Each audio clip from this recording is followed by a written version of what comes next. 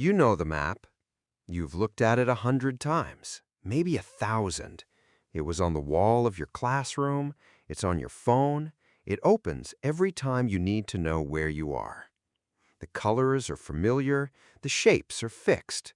Europe sits near the center. The oceans are blue and measured. Africa is a certain size. North is up, the way it has always been.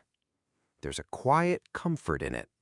The world made legible, everything named, every border drawn, the whole planet rendered orderly and still, and you've never once had to wonder why it looks the way it does.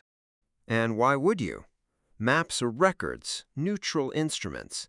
Cartographers measured the world and drew what they found, the coastlines, the mountains, the rivers, all of it documented over centuries by people trying to get the picture right. It makes sense. That's what a map is for. But here is a question you may never have been asked. Who decided north goes at the top? Who decided where the center of the world falls? These feel like questions with obvious answers. Spend a moment trying to find one, and the ground shifts just slightly beneath your feet. The first maps were not made to be shared. They were made to be held, locked in a chest, carried on a flagship, commissioned by a king, and classified like a weapon. In the 15th century, a detailed map of an unexplored coastline was one of the most valuable objects in the world. Explorers died protecting them. Nations built intelligence networks around them. The Portuguese crown made it a crime, punishable by death, to share charts of their Atlantic routes. Knowing the shape of the world was not a public good, it was power. And the people with the power to map the world were the same people deciding what the world should look like and who it should belong to. Start with the map you know, the one on the classroom wall. In 1569, a Flemish cartographer named Gerardus Mercator designed a new kind of map. He built it for sailors, specifically to solve a navigation problem. On his projection, a straight line was a constant compass bearing. You could draw your course with a ruler and follow it across an ocean. It worked brilliantly at sea. It also did something else. To flatten a sphere onto a page, you have to stretch it.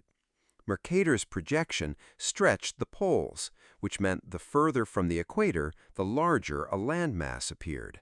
Europe looked roughly the same size as Africa. In reality, Africa is 14 times larger than Europe. Mercator never intended to deceive anyone. He built a tool for navigation. But that tool was adopted for classroom walls across the world and held there for 4 centuries. Generations of children grew up with a picture of relative size that was simply wrong. But the projection is only the beginning. Consider north. There is no physical reason north goes at the top. The planet has no preferred orientation. Early Islamic cartographers placed south at the top. Medieval European maps placed east toward Jerusalem at the top. The convention of north up only became standard after European maritime expansion. It reflected who was doing the most influential navigating, not any feature of the globe. A habit calcified into fact. And then, 1884. 14 nations gather in Berlin. The subject on the table, Africa. Not the Africa of kingdoms and trade routes and languages that had existed for centuries, a different Africa, the one they intend to create. Over 7 weeks, representatives of Britain, France, Germany, Portugal, and 10 other European powers divide an entire continent. They use rulers, they use pencils, they draw straight lines across mountain ranges and rivers and through the middle of communities that have lived together for generations. Not one African ruler is present in the room. The lines on the map you've looked at since childhood, lines that feel as permanent as coastlines, were drawn in 7 weeks in a room in Europe by people who had never set foot on the land they were dividing. The map didn't follow the world followed the map. This is the thing about maps that changes everything. A map is not a picture of the world. It is an argument about who the world belongs to. Every choice, the projection, the orientation, the center point, the names of the seas, reflects the interests of the people who made it, at the moment they made it, for the audience they needed to convince. The map was never neutral. It was never meant to be. Go back to the classroom. The map is still on the wall. The colors are still familiar. Europe is still near the center, and North is still at the top.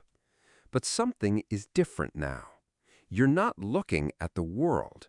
You're looking at a document, authored by specific people at specific moments in history for specific reasons. The lines are not edges of countries. They are the decisions of people who had the power to make them permanent. This is true of maps. It is also true of most things that present themselves as simple records of how things are.